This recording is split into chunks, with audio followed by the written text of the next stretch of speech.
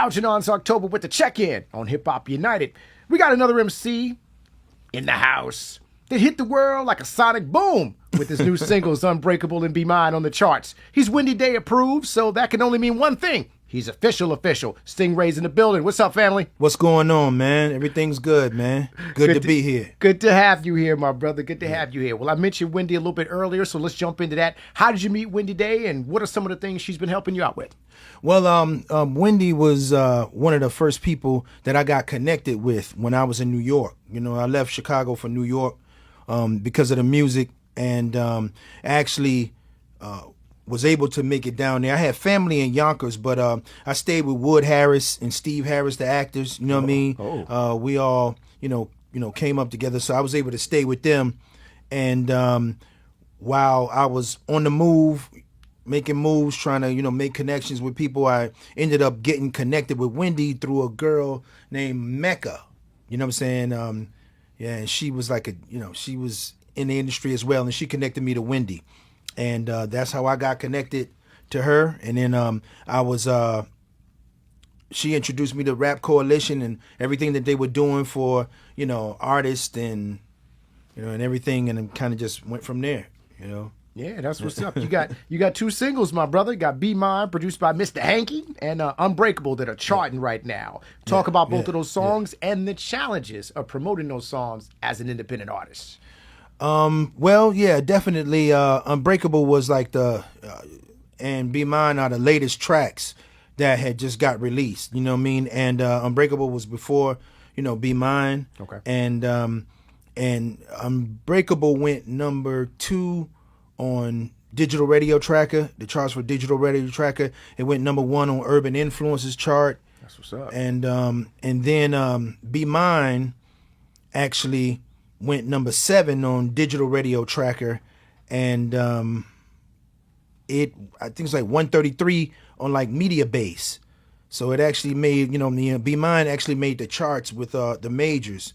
You know what I'm saying? So 133 out of the top 200 on Media Base. So that was a good look too. You know what I mean? And that one was produced by Mr. Hanky as well. Yeah, big things, man. Yeah. So you're charting, you're definitely moving some things out there, and you've had a couple of opportunities to get signed to a major. Did you, why did that, or did that materialize, or did you just kind of decide to be independent? What happened with that? Yeah, I had, I was almost signed to Atlantic, Def Jam, and Columbia. You know what I mean? And I just feel that in the journey, it was just something that fell through because it just wasn't my path, you might say. I mean, fast forward to where I am now or what I'm doing now and the independent movement, with First Kings Entertainment, which is my company. And, if I had actually signed that deal when it came to those majors, I would have been, probably still connected or still like owing money or owing things. You know what I'm saying? A lot of times with those major deals, because when I started back then, I didn't know as much as I know now. You know what I'm saying? Yeah. So I would have signed and then, say for instance, you get a couple of projects or albums you got to finish, then you're going to be behind. You know what I mean? Like a lot of those deals. And you're going to be owing money. You know what I'm saying? Like, and you never stop owing that money in the industry.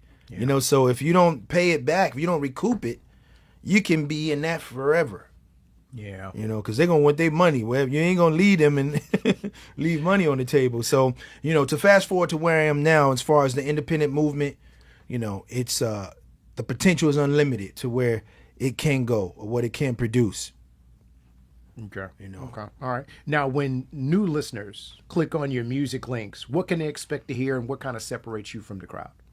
I think it's just you should expect to hear creativity. You should expect to hear something that's not sounding just like everything else. You know what I mean? I feel like music is art, and I don't feel like it. Music is art, and it's good to have different variations and different styles and different things. You know what I'm saying? Because that I think that makes you appreciate the art form even more. Yeah. You know what I mean? And I feel like the things that I'm touching on is kind of different and in my own space, so, and I think that, people obviously it's been good feedback because it wouldn't be charting if it wasn't. You know what I mean? I agree, and you definitely take more of a an old school approach to hip hop. Of course, I'm from the '90s and such of that, so I'm a big fan of wordplay and lyrics, and it seems like that you dive very deeply into that. Like for instance, in the Unbreakable video, you had a Prodigy T-shirt on. So tell me how he influenced you. Yeah, well, always respected. Definitely one of the artists and MCs that I respected. You know what I'm saying? So and somebody that I would have loved to be able to work with, to, get on a track with, and just, it was sad when he passed away, you know what I mean? And, so I kind of just wanted to create something to just show the respect, you know what I mean? Because I feel that he was one of the, to me, he was one of the greatest, you know what I'm saying? But, he isn't really talked about like that. And I kind of wanted to do something to show that, you know what I mean? That I felt that. For him, you know what I mean? So, and I'm very much cut from the same cloth, I feel, with how, in my own, style as well. So, but that's it really. All right. Since you are an independent artist, I've got to ask you a little bit more about that because there's going to be people following in your footsteps. So as an independent artist, what are the things that you should invest most of your money into in order to advance yourself? I think at the end of the day, one thing about the music business, you got to look at it, if you're an artist, you got to look at it like being okay and acceptable to the long run. The music business is like a marathon, and a lot of young artists don't realize that. You know what I mean? Like, this is going to be a marathon that you're going to have to run until you finish, or you're not going to make it. You know what I'm saying? So if you think you're just going to get in and you're going to be a superstar overnight, it just don't work like that. You know what I mean? So you got to be committed to the long run, committed to the journey, and you got to stick until you get something done. You know what I mean? The relationships you build over time. I mean, even like meeting, Brianna, that's me hustling. That was me over time because I didn't give up. I was still involved in connecting and networking. You know what I mean? So that's what produced this opportunity today, so. Okay. All right. Fair enough. Summertime's coming up. It's getting hot, as you know. You've been outside, so you feel the heat. You bringing any new heat for the summer or what? I definitely got some stuff, in the pipeline coming, and there's going to be real, good stuff and competitive with what's going on in the market. You know what I mean? So I really feel like, because I wouldn't call myself, I wouldn't say old school for anything like that. You know what I'm saying? Like, I call it the true school, when it comes to that. You know what I'm saying? So that's the way I present that. You know what I mean? Like, I'm from the true school, not old school. But at the same time, again, it's all about being able to create music. You're never too old for something if you're able to create a viable product in today's market. When you cannot create a viable product in today's market, 2025, then you're beginning to get too old with whatever that you're doing. If you can create, something that is acceptable and marketable, to in the current time, then you good. You good. That's all you need. So you've met a lot of different legends within the game. Dr. Dre, I think Paul Wendy, Rosenberg, Paul of course, Rosenberg. Wendy. We talked about that. Yeah. Tell me a little bit more about that, bro. I met Dr. Dre at the Bowery Club. I was with Wood Harris, and we went to the Bowery Club when the Yankees won the championship in '96. So, I got in because of Wood, but Wood's first movie was Above the Rim. That was the only movie that he had at that time. And so we got into the club, and Russell Simmons and everybody was in there, whatever. But to make a long story short, I'm getting ready to go to the bathroom, and there was a big dude standing in front of the bathroom. You know what I mean? So I'm like, look, big man, you got to get out the way. I don't know what you're doing, but you got to move. You know what I'm saying?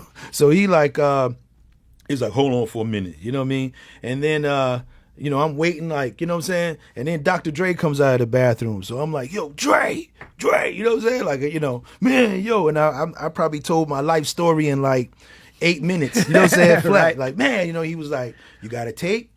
You know what I mean? Because at that time we were still giving out tapes, and I was like, damn, I was like, man, I'm in between music right now, man. I'm like, oh.